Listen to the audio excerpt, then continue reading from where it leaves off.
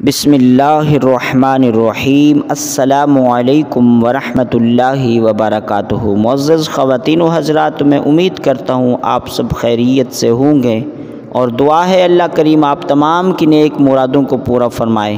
پیارے دوستو، آج کا عمل مختصر ہے اور یہ مجرب اور پاورفل ہے۔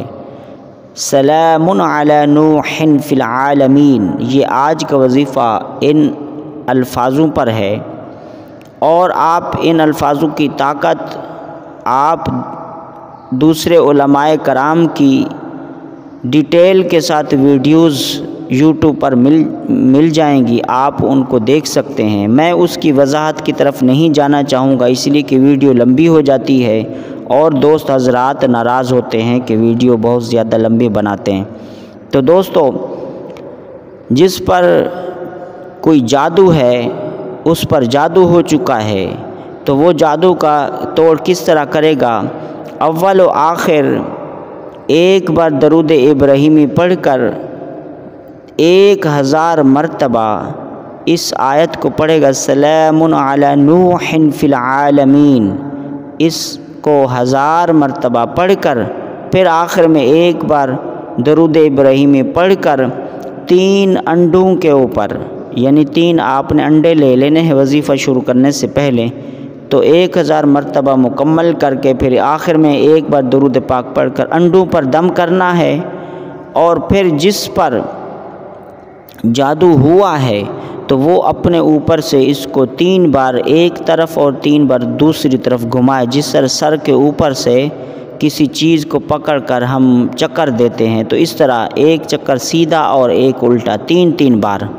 پھر آپ نے جا کر ان انڈوں کو کسی ویرانے والے راستے میں، جہاں کھلا ایریا ہو، روڈ ہو، لوگ وہاں سے گزرتے ہوں، وہاں آپ نے ان انڈوں کو روڈ پر توڑنا ہے، اور یاد رہے کوئی آپ کو اس وقت دیکھ نہ رہا ہو، آپ نے اس وقت یہ انڈے روڈ کے اوپر توڑنا ہے، اور بالکل اس طرح سے پھینکیں کہ بالکل مکمل انڈا جو ہے وہ ٹوٹ جائے۔ تو یہ ہو گیا۔ آپ مغرب کے بعد کر سکتے ہیں اور فجر کی نماز کے فوراً بھی کر سکتے ہیں، اس لیے کہ اس وقت سناٹا ہوتا ہے اور تھوڑا اندھیرا بھی ہوتا ہے۔ اور دوسرا عمل یہ ہے کہ کوئی اگر چاہتا ہے کہ وہ جادو جنات سے محفوظ رہے، اس پر نہ جادو ہو اور نہ جنات، نہ کسی چیز کا اثرات ہوں، تو وہ کس طرح سے اس کو پڑھے گا؟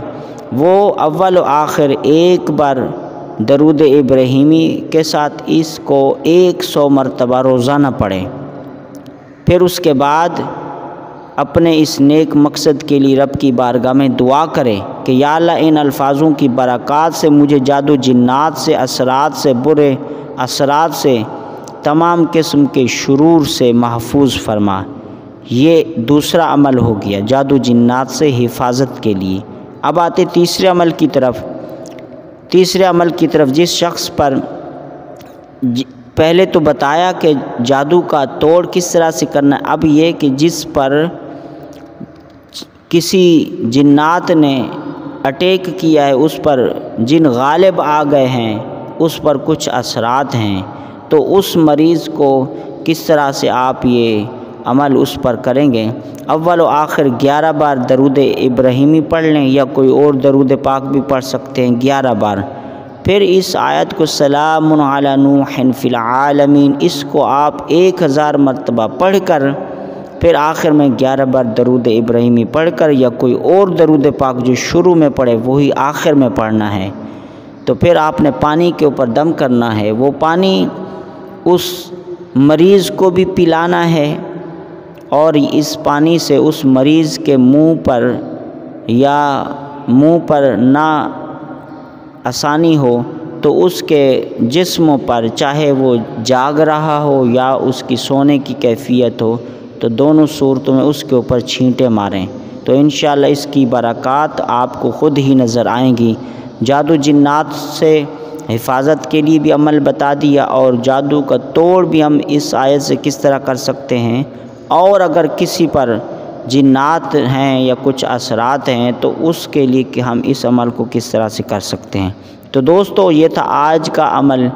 ملتے ہیں ایک نئے ٹاپک کے ساتھ۔ السلام علیکم ورحمۃ اللہ۔